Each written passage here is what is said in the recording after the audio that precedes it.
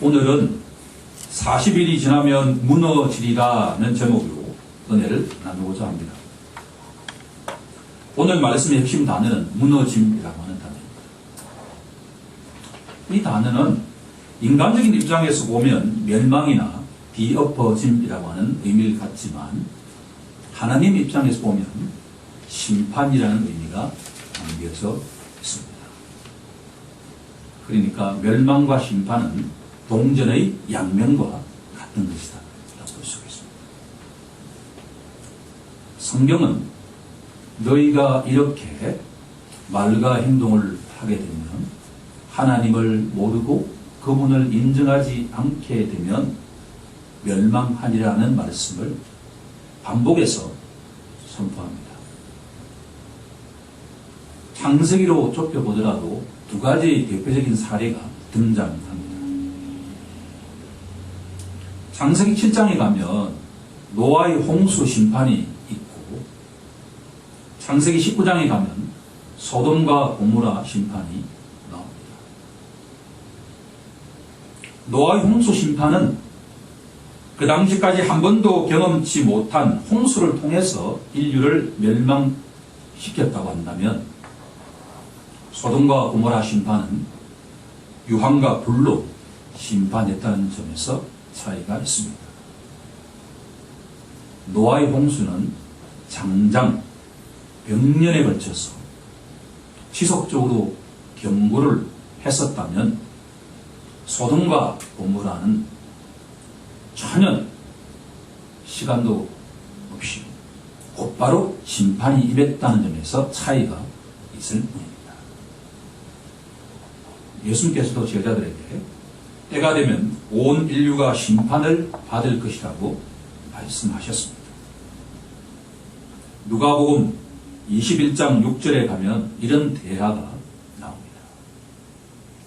어떤 사람들이 예루살렘에 있는 헤롯 성전의 외관이 너무나 아름답고 좋다고 예수님께 말씀을 드리자 예수님께서 이렇게 답변하셨습니다. 너희 보는 이것들이 날이 이르면 때가 되면 때가 차면 돌 하나도 돌 위에 남지 않고 다 무너지리라 라고 말씀합니다. 하나님의 말씀은 하나도 땅에 떨어진 적이 없으니 우리가 그 때를 모를 뿐이지 때가 되면 이 천지 만물이 뒤엎어지는 그와 같은 일이 분명하게 일어날 것입니다. 노아의 홍수 시절이나 지금이나 달라진 것이 전혀 없다라고 하는 겁니다. 예수님께서 이 땅에 오시어 행하신 일은 사도 요한의 증언에 따르면 이 세상이라도 감당하지 못할 정도로 많다라고 이야기하고 있습니다.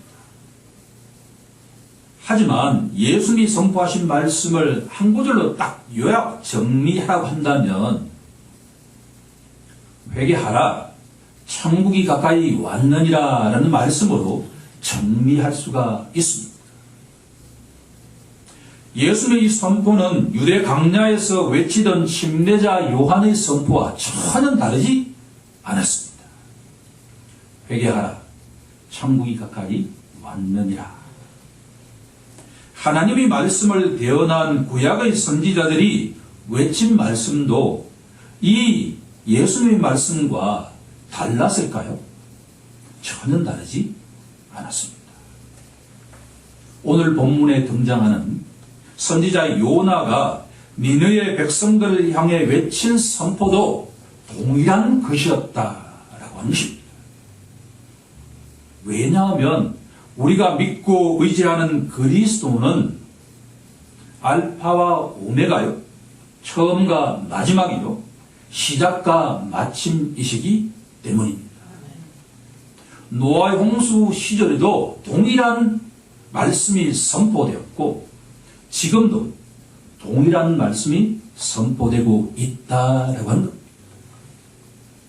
이런 맥락에서 오늘은 세 가지 점에 초점을 맞추어 보고자 합니다. 첫 번째, 하나님 말씀을 듣고 준행한 선지자 요나에 대한 이야기이고, 두 번째는 니느웨 백성들이 어떻게 반응했는가라고 하는 것인데, 선지자 요나의 예상과는 전혀 다르게 즉각적으로 회개했다라고 하는 것이고, 세 번째는 예상 밖의 니느웨 백성들이 모두 회개하자 하나님께서 어떤 반응을 보이셨는가라고 하는 이 세 가지가 오늘의 주제입니다. 이 말씀은 니느웨 백성들에게 전한 말씀이나 노아의 홍수 때 전한 말씀이나 지금 우리에게 던지는 말씀이나 동일한 메시지를 던지고 있다라고 하는 것이 오늘 말씀의 결론이다라고 하는 겁니다. 하나씩 살펴보기 이전에 요나서가 가진 몇 가지 특징을 알아보는 것이 유익합니다. 요나서는 성경 66권 가운데 가장 잘 알려져 있는 스토리라고 해도 과언이 아닙니다. 왜냐하면 예수님 믿지 않는 사람도 요나가 큰 물고기 뱃속에 들어갔다가 살아났다라고 하는 이야기를 한 번쯤은 들어보았을 것이기 때문입니다. 그런데 많은 사람들이 이 이야기를 하면서 다음과 같이 질문합니다. 사람이 고래 뱃속에 들어갔는데 살아날 수 있을까? 성경 이야기가 진짜일까? 이런 질문을 던지지 않을 수가 없다라고 합니다. 그렇지만 사람들은 요나가 큰 물고기 뱃속에서 며칠 동안 있었는지, 그 속에서 요나가 무엇을 했는지에 대해서는 알지 못하고 있습니다. 요나는 물고기 뱃속에 3일 있었는데 그것이 갖는 영적 의미가 무엇인가에 대해서는 한 번도 들어본 적이 없을지도 모르겠습니다. 오늘의 이 요나 이야기는 너무나도 우리에게 많은 영적 비밀을 숨겨놓고 있다 해도 과언이 아닙니다. 흥미롭게도 요나 선지자는 하나님의 말씀을 듣고 불순종한 대표적인 주자에 속합니다. 성경은 참 정직한 책이다라고 하지 않을 수가 없습니다. 하나님 말씀에 불순종한 선지자 요나에 대한 이야기를 너무나 있는 그대로 적어놓고 있기 때문입니다. 불순종한 이 요나를 하나님께서 어떻게 다루어 가시는가라고 하는 것이 우리에게 흥미롭게 혹은 위로를 주시는 내용입니다. 요나 선지자가 큰 물고기 뱃속에 들어갔던 것은 하나님의 말씀을 불순종했기 때문입니다.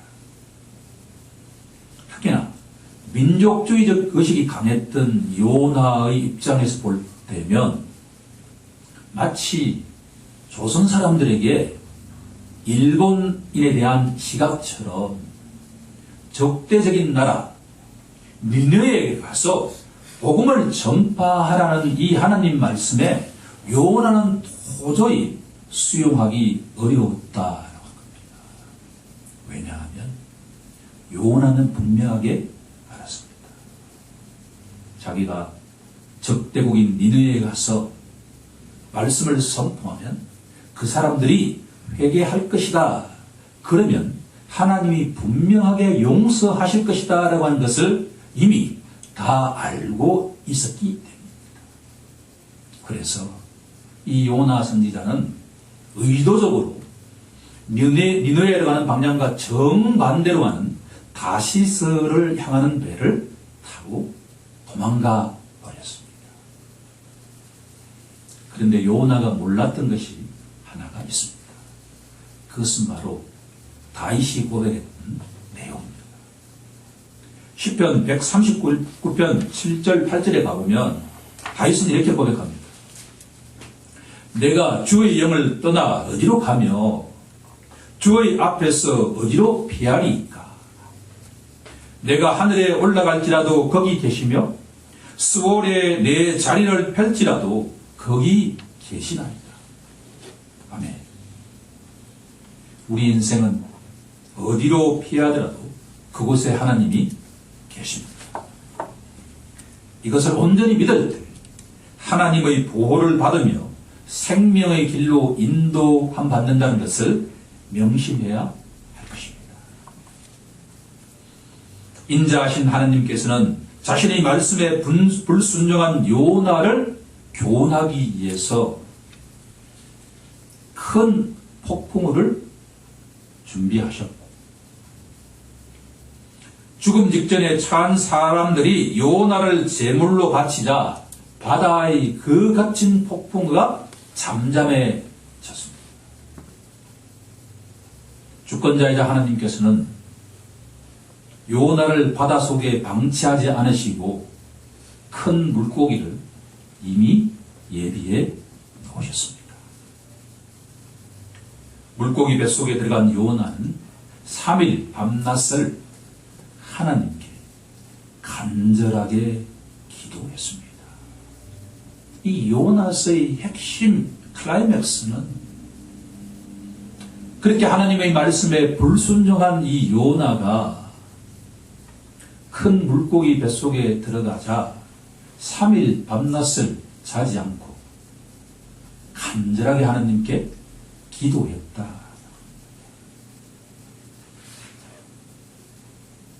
이 기도는 때가 되면 우리 주 예수 그리스도께서 겟세마네 동산에서 눈물을 흘리면서 하나님께 간절하게 기도하는 것을 예표하고 있다라고 하는 것을 알고서 이 요나서 2장의 기도를 읽어보면 우리가 눈물을 흘리지 않을 수가 없다라고 하는 것을 알게 되었습니다. 요나의 고래뱃 속에 들어간 요나는 낭만적인 상태가 아니라 죽음을 상징하고 있습니다. 이상이 요나서 1장 2장의 기본적인 스토리다 해도 과언이 아닙니다. 선지자 요나를 정하시고 택하시고 부르신 분도 하나님이시고 그를 물고기 뱃속으로 인도하신 분도 하나님이시고 폭풍우와 큰 물고기를 예비하신 분도 하나님이시다. 오늘 말씀의 배경은 하나님께서 선지자 요나의 주권자인 동시에 천하 만물의 주권자이시고 심지어 이방 족속인 니느웨 백성들의 주권자이시다라고 하는 것을 전제하고 이 본문 속으로 뛰어 들어갈 때 의미를 가지기 시작한다. 이제 우리는 충분하게 이 요나서의 배경을 알았기 때문에 본문 속으로 들어가도 문제가 없습니다. 이제 본문으로 들어가 보도록 하겠습니다. 흥미롭게도 요나라는 이름의 뜻은 비둘기라고 하는 의미를 갖고 있습니다. 우리에게, 여러분들에게 비둘기는 어떤 상징으로 통용되고 있습니까? 비둘기는 희망의 상징이 아닙니까? 오늘 이 본문은 우리에게 요나가 비둘기다라고 하는 것이 우리에게 너무나 희망적으로 다가온다라고 하는 것을 알게 될 것입니다. 첫 번째로 하나님의 말씀을 청정하고 준행하는 선지자 요나의 모습을 우리는 만나게 됩니다. 3장 1절은 여호와의 말씀이 두 번째로 요나에게 임했다라고 선포하고 있습니다. 우리가 읽지 않았지만 1장 1절에 보면 여호와의 말씀이 아mit대의 아들 요나에게 임하니라 라고 되어 있습니다. 이것이 첫 번째로 임한 사건이었습니다. 그런데 우리가 조금 전에 살펴보았던 것처럼 그때 요나는 하나님의 말씀에 불순종했습니다. 그런데 두 번째로 임하자 선지자 요나는 그 말씀에 순종합니다. 그러면 하나님께서 요나 선지자에게 명령하신 말씀이 무엇인가 라고 질문한다면 2절에서 다음과 같이 말씀하고 있습니다. 요나야, 지금 일어나서 저 큰 성읍 니느웨로 가서 내가 내게 명한 바를 그들에게 선포하라 라고 말씀하셨습니다. 2절에 나오는 동사를 세 개로 딱 우리가 간지를 수가 있는데, 첫 번째로 일어나라 라고 하는 동사입니다. 두 번째로 가라 라고 하는 동사입니다. 세 번째로 선포하라 라고 하는 말씀입니다. 이것은 요나에만 해당되겠습니까? 예수 믿는 우리 모든 신자에게도 동일하게 선포하는 말씀 아닙니까?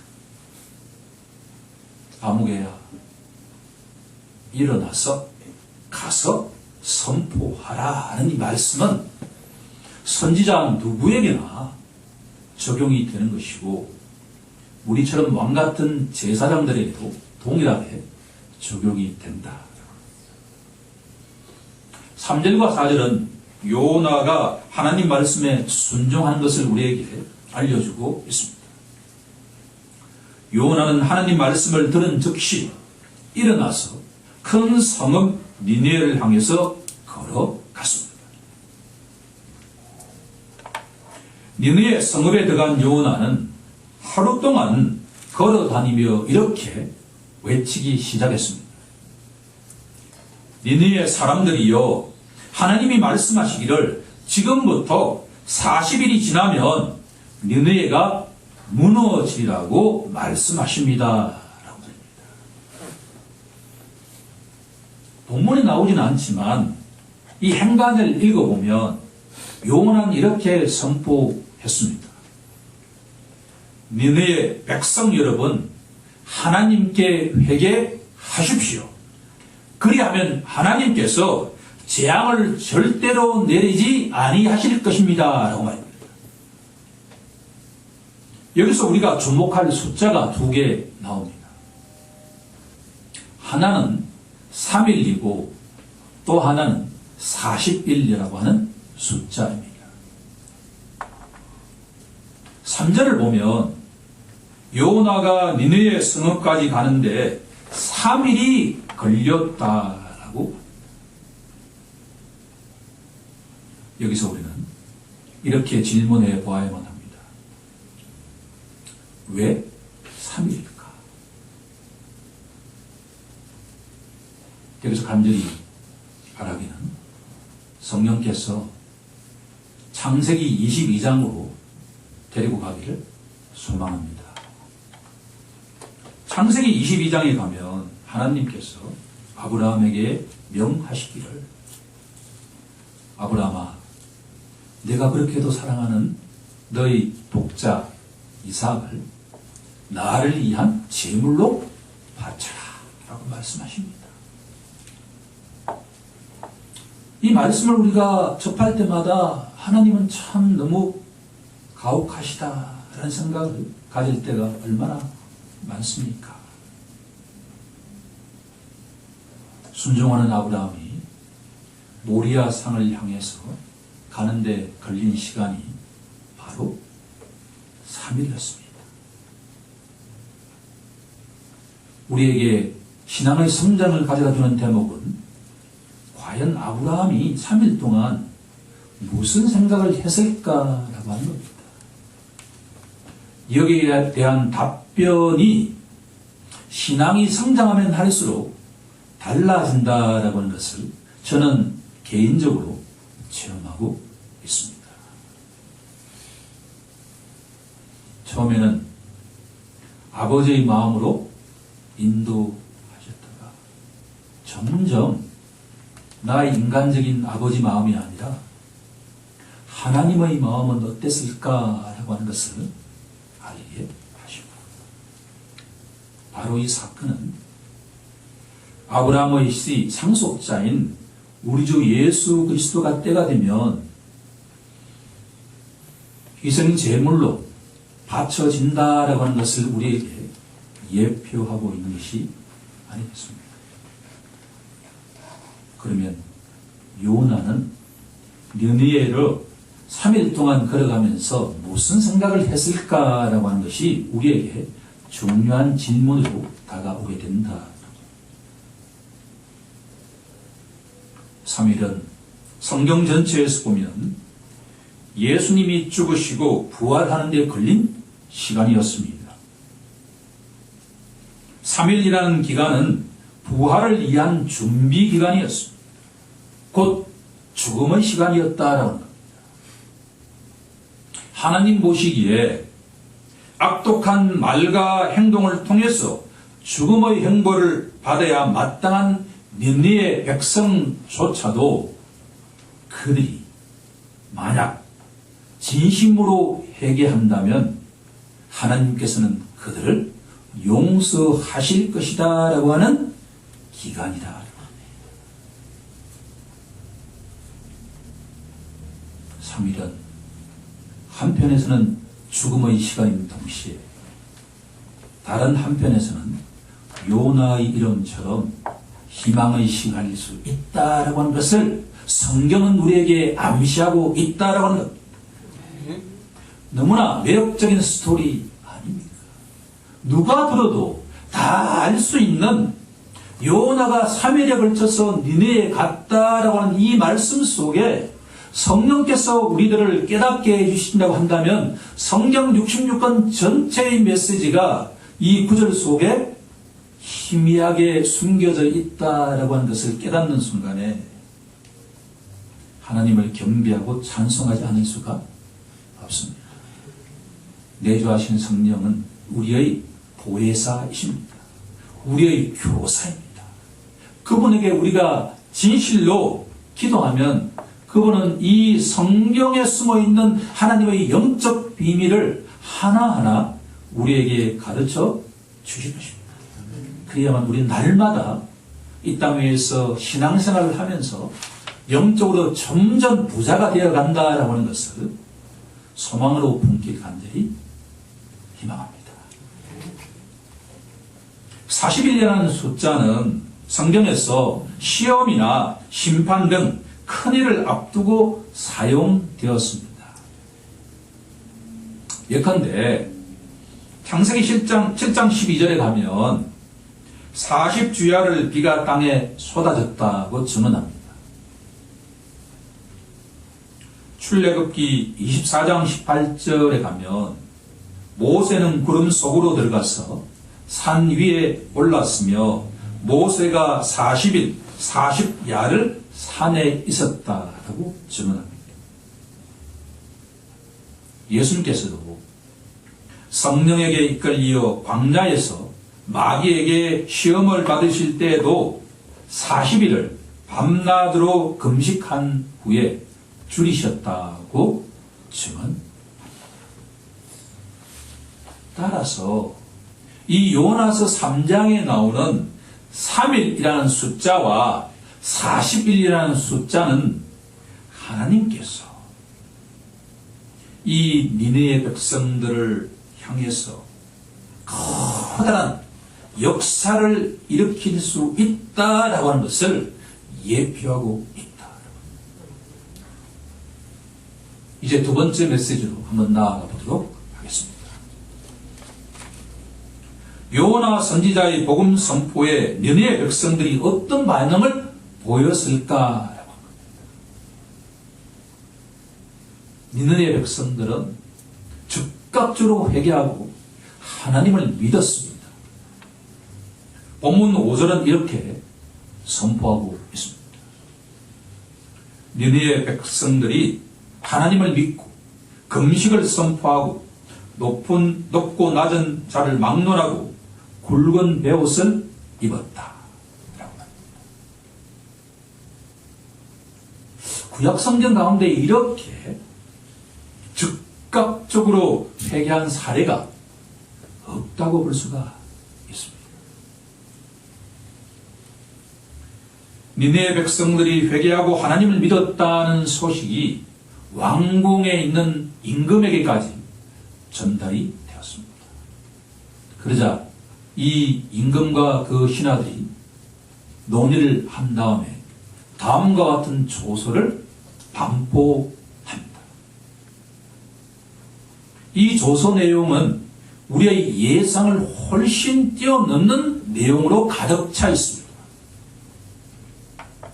사람이나 짐승이나 소떼나 양떼나 아무것도 입에 대지 말지니 곧 먹지도 말 것이요 물도 마시지 말 것이며 사람이든지 짐승이든지 다 굵은 베옷을 입을 것이요 힘써 하나님께 부르짖을 것이며 각기 악한 길과 손으로 행한 강포에서 떠날 것이라. 하나님이 뜻을 돌이키시고 그 진노를 그치사 우리가 멸망하지 않게 하시리라.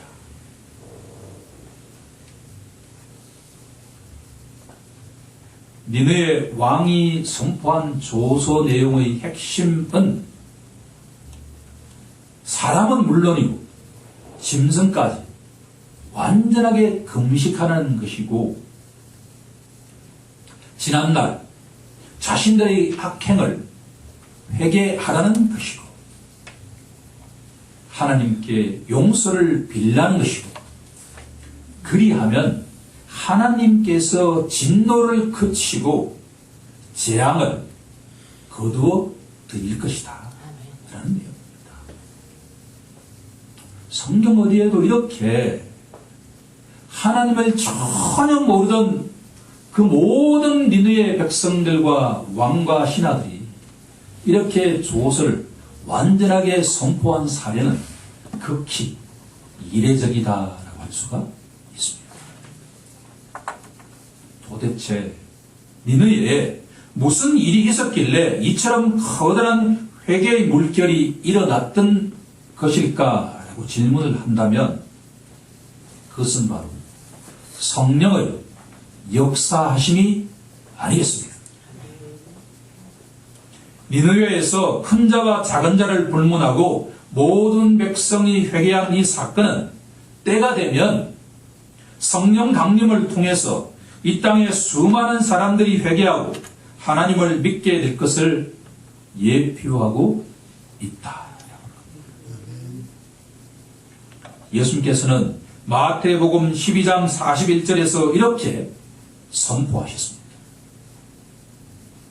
심판 때 니느웨 사람들이 일어나 이 세대 사람을 정죄하리니 이는 그들이 요나의 전도를 듣고 회개하였지만 요나보다 더 큰 이가 여기 있다라고 말입니다.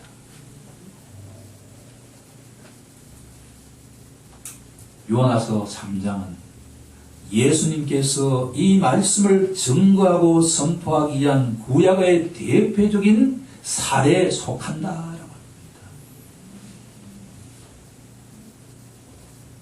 니느의 백성들이 하나님께 불순종한 바 있는 요나 선지자의 복음 선포에 왕들로부터 모든 신하들이 다 회개했다면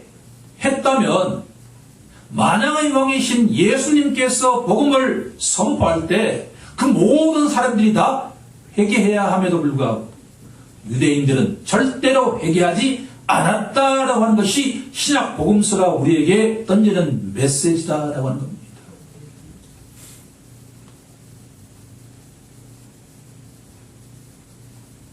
오늘의 이 말씀이 우리에게 던지는 핵심 메시지는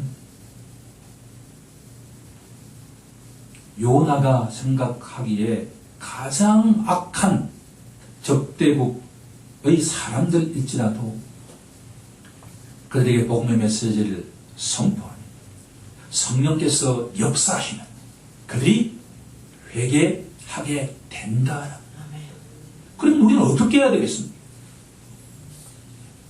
사도 바울은 디모데후서 4장 2절에서 이렇게 권면합니다. 너는 말씀을 선포하라. 때를 얻든지 못 얻든지 항상 힘쓰라. 사도 바울은 또한 고린도전서 3장 7절에서 이렇게 선포합니다. 그런즉 심는 이나 물 주는 이는 아무것도 아니로되 오직 자라게 하시는 이는 하나님이시리라. 아멘. 우리 모두 요나처럼 때를 얻든지 못 얻든지 아직도 흑암 속에 처해 있는 수많은 영혼들을 향해서 복음을 간절하게 선포하기 소망합니다. 세 번째 메시지로 나아가 보고자. 니느웨 백성처럼 회개하고 돌이키는 백성들에게 하나님께서는 다음과 같이 반응하셨습니다. 우리 함께 본문 10절을 합독해 보도록 하겠습니다. 3장 10절을 함께 합독해 보겠습니다. 시작. 하나님이 그들이 행한 것 곧 그 악한 길에서 돌이켜 떠난 것을 보시고 하나님이 뜻을 돌이키사 그들에게 내리리라고 말씀하신 재앙을 내리지 아니하시니까. 하나님은 은혜로우시고 자비와 긍휼이 풍성하신 분입니다. 성경은 수많은 영혼들이 자비가 풍성하신 하나님을 만난 다음에 그분과 인격적인 교제의 시간을 가졌다고 증언합니다. 모세가 그랬고, 다윗이 그랬고, 시몬 베드로가 그랬고, 사도 바울이 그렇습니다. 여기에 있는 우리 주의 백성들 모두 그렇지 않습니까? 본질상 진노의 자녀였던 니느웨 백성들이 진심으로 회개하자 하나님께서는 자신의 진노를 거치시고 예비하신 재앙을 거두셨습니다. 하지만 우리가 본문에서 한 가지 교정해야 될 것이 있습니다. 9절 초반을 보면 니느웨 왕이 하나님이 뜻을 돌이키실 것이라고 생각하고 있기 때문입니다. 심지어 요나 선지자도 10절 중반에서 하나님이 뜻을 돌이키사 그들에게 재앙을 내리지 않으셨다고 표현하고 있습니다. 하나님께서 자신의 뜻을 돌이키시는 분이실까요? 절대 그렇지 않습니다. 창세전에 하나님께서는 자신의 뜻을 이미 정해 놓으셨습니다. 하나님의 참된 뜻은 어떤 영혼도 자신의 죄와 허물을 회개하는 자는 용서하신다라고 하는 것입니다. 이것을 알 수 있는 것은 사도 베드로는 베드로후서 3장 9절에서 이렇게 하나님의 뜻이 무엇인지를 우리에게 알려주고 있기 때문입니다. 오직 주께서는 아무도 멸망치 아니하고 다 회개하기에 이르기를 원하시는다. 하나님은 자신의 뜻을 바꾸시는 분이 아닙니다. 하나님은 원래 그 참된 뜻은 아담의 후손은 그 누구라도 회개하면 돌이키면 그 영혼을 용서하신다라고 하는 것이 하나님의 변함없는 일관된 뜻이다라고 합니다. 하나님께서는 우리에게 조변석게 하시는 분이 아니다라고 하는 것을 깊이 깨닫기 간절히 소망합니다. 이제 다음 질문에 답하는 것으로 이 설교를 마무리하고자 합니다. 그러면 하나님께서 회개한 니느웨 백성들을 용서하신 근거는 어디에 있을까? 제가 누차 강조하는 것이지만 세상 사람들은 어떤 다툼이 있을 때 술을 한 잔 먹는다든가 좋은 음식을 먹으면서 지금부터 우리 화해하자. 내가 너를 용서하고 너는 나를 용서해라. 이렇게 이야기할 수 있지만 거룩하시고 의로우신 하나님께서는 절대로 그렇게 할 수가 없다. 하나님께서 니느웨 백성들을 용서하신 것은 우리 죄와 허물을 위해서 희생 제물이 되신 우리 주 예수 그리스도 때문이다라고 하는 것이 결론이다라고 하는 겁니다. 그러면 또 이렇게 질문하실 것입니다. 요나서 어디에 예수 그리스도의 십자가 보혈에 대한 이야기가 어디 있느냐라고 말입니다. 요나서에는 아까도 제가 조금 말씀드렸던 것처럼 우리 주 예수 그리스도의 십자가 보혈을 예표하는 구절들이 여기저기 숨겨져 있다. 요나서 1장 15절은 그렇게도 커다란 광풍을 잠재우기 위해서 뱃사람들이 선지자 요나를 제물로 바치자 그 자연 현상이 완전하게 잠재워졌다라고 하는 것에 우리는 주목해 보아야 된다는 겁니다. 하나님께서 이 성경 말씀을 우리에게 할아버지가 옛날 이야기를 하듯이 우리에게 그저 들려주시는 것이 아니다라고 하는 겁니다. 성경의 모든 한 구절 한 구절 속에는 아담의 후손에 대한 구속의 역사에 대한 하나님의 그 마음이 담겨져 있다. 요나서 1장 17절은 선지자 요나가 물고기 뱃속에서 3일 밤낮을 지냈다라고 하는 것은 예수님께서 십자가를 지시고 3일 동안 그 음부 속으로 내려가신다는 것을 예표하고 있다. 요나서 2장 1절은 선지자 요나가 어두컴컴한 물고기 뱃속에서 하나님께 간절히 기도했다라고 선포하고 있습니다. 이것은 예수님께서 우리의 허물과 죄악을 위해서 자신이 십자가를 지실 때 창세 전부터 하나님과 함께 하셨던 그 관계가 일시적으로 끊어진다라고 하는 그 고뇌에 찬 기도를 3일 동안 하신다는 것을 예표하고 있다. 예수님께서는 제자들에게, 우리들에게 요나보다 더 큰 이가 여기 있다라고 말씀하십니다. 이 말씀은 요나서의 모든 내용은 바로 예수 그리스도에 대한 예표로 다 충만하다라고 우리가 정리할 수 있다. 사랑하는 성도 여러분, 요나보다 더 크신 우리 주 예수 그리스도께서 지금도 간절하게 선포하고 계십니다. 회개하라. 천국이 가까이 왔느니라 라고 말입니다. 지금은 구원을 받을 만한 때요, 은혜의 시간입니다. 아직도 예수님을 모른 채 살아가는 잃어버린 양들이 우리 주위에는 19이 있다라고 하는 겁니다.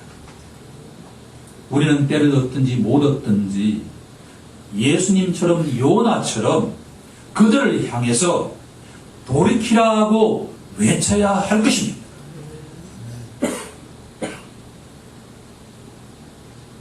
성령께서 그 영혼을 불쌍히 여기시고 그 영혼에게 역사하시면 니느웨 백성처럼 요나 입장에서도 그렇게도 악랄한 자들도 회개하면 하나님의 자녀가 될 수 있다라고 하는 것을 우리에게 보여주고 있다라고 하는 겁니다.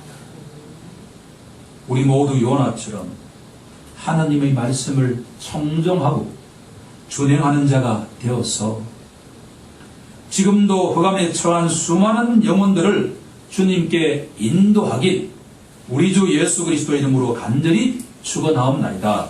아멘.